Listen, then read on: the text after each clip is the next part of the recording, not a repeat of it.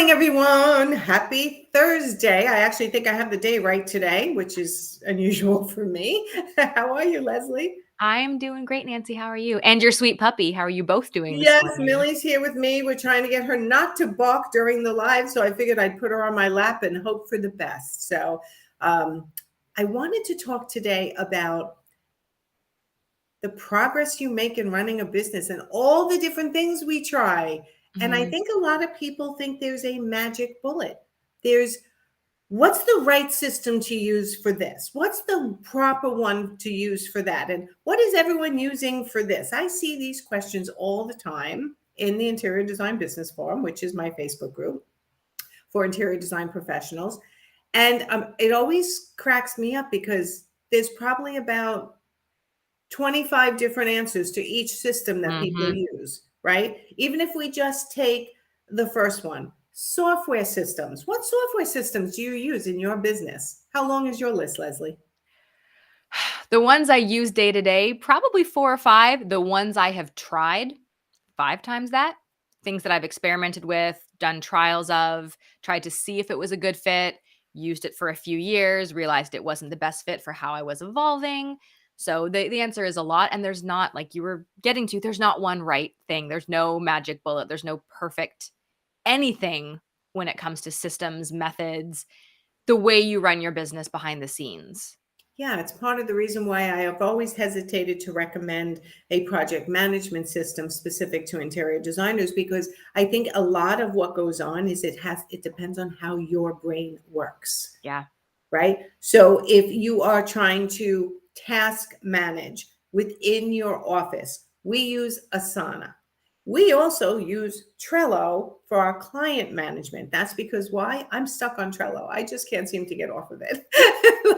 But there are different task management systems. There are different accounting systems. There Mhm. are different project management systems for interior designers. Tell everybody how many programs you've tried over the history of your interior design business. I mean, I have not written down a list, but I mean, it's dozens and dozens. And Right. I'm always like, I'm just as guilty of like, ooh, new flashy thing. Oh, this might solve my problem. This is going to fix everything. And I try it and it's fine, but it still has gaps in some ways. So it's been a lot. I've experimented with a lot. I feel like right now, I like where I've landed. I like the back end software and systems I'm using, but it doesn't mean that won't change in 6 months when there's a new need or there's a new improvement out there or a feature drops from software I've been using for a long time that I was relying on. Yeah, and I think the problem that people have in switching softwares, and this is where everyone has it, I have it too. Oh my God, what's it going to take now to switch to a new software? Like, let's say I'm currently using House Pro and I want to switch to my Doma or I want to switch to Design Files. Like, oh my God, that's going to be so overwhelming. It's going to take me months. Like, how do you justify that in your head when you're going to make a switch? It's one of those things that I found if it ain't broke, don't fix it. Like if it's still working fine and you're just sort of getting, I don't know, curious, excited about the new, latest, greatest, shiny thing, it might not be the time to switch. But if something really isn't working and you are just holding on to it because it's what you know, it's what your team knows, it Yes. may be time to seriously consider switching. And I think the myth is, well, I have to wait till every single project is wrapped and start a brand new system. It's like, no, there's going to be an overlap. You're going to want to finish your existing projects in your current project management software while simultaneously starting brand new projects in your new software. And I know we might be talking about QuickBooks and other financial software. If you use something like that, all those different programs can still push to the same place. It doesn't have to be this complete scary, shut it down, restart it. Like it's going to be clunky and messy, and there's going to be learning curves and teaching and some mistakes. But I think you need to have that off ramp time that is running congruently with an onboarding time with the new software. And eventually it will change over. I know that you've mentioned to some of our coaching clients before, Nancy, that the first of the year or whenever your fiscal year starts is a good time to start a new software, and it makes an easier transition financially. You certainly don't have to, but I think you need to be prepared for a learning curve. It's just like hiring an assistant or an employee where we all know it's slower at the beginning, it's more work, it's more time. You're like, I could just do this myself and it will be faster. Oh my But God, it's the favorite sentence of everybody. I could just do yes. it faster myself. Right. Right? And you're probably right. Yes, we're not arguing with that. But looking at the long game, it's worth taking the time when you find the right system to move to. And for me, I've really only moved big back-end systems when I'm realizing there's a big lag or gap in what I'm using and it's just not meeting my needs or it gets too expensive. Sometimes that's a real reason to switch too. Sometimes Yes. pricing has an impact on what you want to be using for your back end. Yeah, because some of these systems are so robust and you may not need as robust of a system in your firm. And I Mhm. know sometimes you'll invest in something more robust in a goal to you'll be getting there sooner so rather than later, so you might as well invest in it now, and that makes sense sometimes too. But the bottom line is, and what we really want to let everybody know here is that trying new systems and methods and initiatives, not just software, we're going to talk about a couple of other things, is part of running a business. Yeah. I think there's this perception that there's a destination. Like, and when I get there, everything's going to be perfect. When I have the right systems in place, everything's going to be perfect. When I have the right ladder of services, when I have the right pricing, everything's Mhm. going to just be perfect. But in the end, there's then new obstacles that come up, new things you have to tackle, new technology, new things happening in the world. And to keep up, you have to be trying new systems, new methods, initiatives, strategies in order to Yes. keep up. So let's kind of move into marketing methods because I love this question. Where's the best place for me to market myself as an interior designer? Oh, see, Millie Millie's agrees. like, we know Millie's that like, that's a yes, stupid. good question. Don't stop balking now, please. So that's a tough question to answer just like, oh, well, I let her down. She's really going to start to block. Facebook, Instagram, LinkedIn, blogging, Google My Business, all the different neighborhoods in Instagram. There's now Be Real, there's Clubhouse, there's TikTok. TikTok. It's like, yeah, where is the right place for you? It's a loaded question because please stop barking. Please stop barking.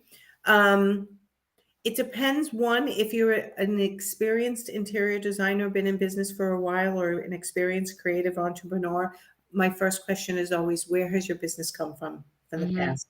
Because there's also local networking, advertising, promoting, magazines, internet. There's so many ways you can put yourself out there. Just your website is number one. Have a website, right? But the problem is people want guarantees. Well, if Yes. I do that, is it guaranteed going to work? No, no, there is no guarantees. Marketing is trial and error to see what works for you, your personality, your branding, your company, your service, your ideal client. And there are so many different ways you can go. And if you hire any coach that says, I'm going to teach you the one way that's going to work every single time, time and again, then you're being sold a bill of goods as far as I'm concerned. You've taken many coaching programs. Would you agree? Yes. I've taken, I mean, a lot, not to say all of them out there, but No, but a lot. Me there too. were yeah, there were a lot that there were little snippets of value, but the promises made, I felt let down because I mean, maybe that was my own fault for buying into, a magic bullet thinking this is gonna solve that problem, answer that question, fill my pipeline, whatever it might be. And yeah, it's not that cut and dry. There's not just one way. Marketing experts know things change constantly. There isn't if there was a one way to do it, we would all be doing it and we'd all be bajillionaires and we'd never have a problem in the world, but it doesn't work like that. Right. And if it sounds too good to be true, then it probably isn't true. Yeah. That is such a simple statement, but it's so true. And I've been sucked into tons of those things in the past. That's how I know, right? Facebook ads. Oh my God, you could funnel a ton of money into Facebook ads and get absolutely nothing. And Yeah. there'll be marketing companies that tell you, well, it's because of the way you wrote the Facebook ad, or it's because you didn't put enough money behind it, or it's because you didn't put closed caption for those people who don't listen, they just read. And yes, all those things could be true, that your ad will work better if you do some of those things, but that doesn't mean it's going to work 100%. ever, Right. right? And they changed things just recently, and don't quote me on this, I don't know the exact details, but I believe Facebook has taken out a lot of the ability to target demographics, which is what we were all counting on in Facebook as designers to target the right zip codes, income levels, that sort of thing. And my understanding is that has changed drastically recently. So even if you did have the magic bullet 6 months ago, it's time to pivot, it's time to adapt and find another way to make it work. Exactly. And I'm not one to pivot every time Facebook or Meta Right. makes a change. However, this week, I don't know if you noticed, my business Facebook page is suddenly getting a ton of likes and comments. When I tell you we could post on there for years and get one like and one comment, and I've Yes. probably got 8,000 followers on there, yet no one sees it. Something has changed with Facebook now. Suddenly, Facebook business pages are being shown to people more, maybe. I'm not even sure. Kim's looking into it for me because I was like, what's going on? So here's the thing, you have to realize and accept that in growing your business, there's going to be new methods and initiatives Mhm. and things that you try, and they may sometimes fail and they may sometimes succeed. And that is what running a business is about. Now, I mean, let's even talk pricing. How many times have you changed your pricing model? I've Oh my changed mine so gosh. many times. Yeah. I have tried straight hourly, then I rebelled and gone total flat fee, and then I've tried a hybrid model, and then I've raised my rates, and then I was like, "No, never mind, just kidding," and I've lowered the like, again, it just like with the software, I'm all and maybe that's just, maybe I am looking for the magic bullet, and there's always I get to the point where I'm like, "Yes, I have it figured out, this is working." But then 6 months or a year later, I'm like, might be time to take another look at that. It's not working as well as I had hoped, or circumstances have changed. So I think we Yes. we want that arrival. We want that it's all locked down, it's solid. And I will tell you, Nancy, every time I think I've got it, I'm like, yes, we're here. And then of course, not long after I change something. Like my sweet team is so very flexible because they know I'm going to come to pretty much every Monday meeting with like, so this is what we're going to do differently now. You're like, Oh, okay, let's go. yeah, Let's me make too. it work. Me too, because that is part of being an entrepreneur. And I do distinguish, are you a business owner where you have your set procedures and you just go through the motions and that's great for you and you love it and I'm so happy for you? Or are you an entrepreneur, which in my book, an entrepreneur is like you and me. We come to the table every Monday with new ideas. Like maybe we should try this and maybe I can offer that and this sounds good and da da da da da. Right? Like it Mhm. becomes this exciting. Growing your business is just as exciting as working in your business, and I feel Yes. like that seems to be the difference between, to me, a business owner, which is great also, and an entrepreneur. Entrepreneurs, we have to sometimes curtail our, I want to try this new thing, right? I want to try changing my pricing. I want to try doing this. And sometimes it gets like we change too much. So the point here is to run a successful business, to grow a successful business, you will try many different computer systems, many different marketing methods, and many different pricing models until you land on the one that you feel serves your clients best and serves your life and your business the most profitably it can serve it. And that's the sweet spot. And that's what we're always trying to achieve. So in Mhm. our Profit Insiders for Interior Designers program, we go through all the different methods because we have different personalities there.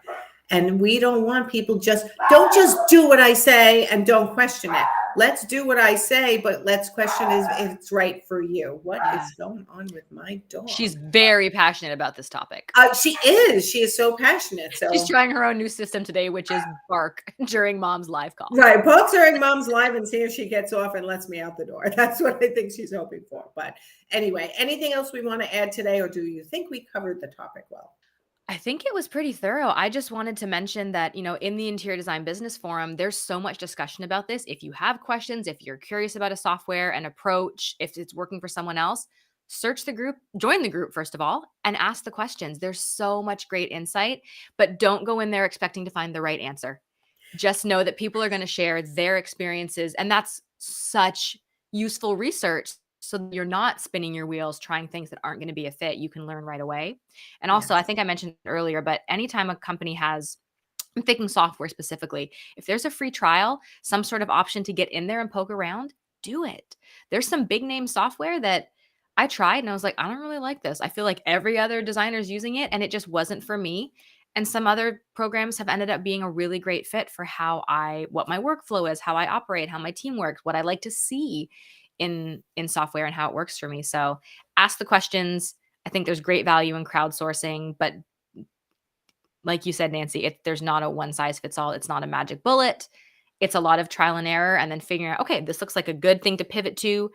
Let's make a plan to implement it. Let's adapt it. Let's use it and, And give it it a may year. work and it may not. And Yeah. don't get so depressed or so upset if it doesn't work. I think that's the biggest thing. I recently did a free trial on a software that would possibly help me track my one-on-one clients' goals in a better way, whatever it was. And I thought, oh my God, this is great. I signed up for it. I'm like, oh, I hate everything about Oh, this. But I mean, it was yeah. free. It was a free trial. But even if I had paid for it, I would have pulled the plug fast because I realized right away there, if you're really good in sales, you can get people to sign up for your shit, and yet that's not right for them. So make sure that when you're reading a landing page about what it's offering, that you're really understanding what it's offering, and that You made a great point about pulling the plug.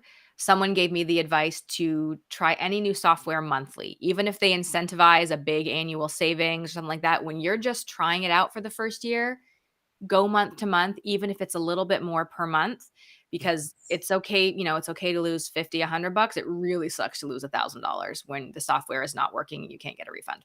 Definitely, definitely. So, all right, everyone. Thank you for being here today, watching on replay. Let us know if you have any questions. And obviously, always go into my business building boutique, which has a ton of free content. Free, tons of free. There's paid things in there too, but you don't have to get them if you don't want. It's a great starting point for starting to learn, which Lesley and I are big lifetime learners, lifelong learners. Every month, we're trying to learn something new so that we can teach it to you and enhance our own businesses and our lives. So don't miss out on that opportunity when you see something like that. All right. All right, Lesley. See you next week. Have a good one. Thanks, All right. everyone. Bye, everyone.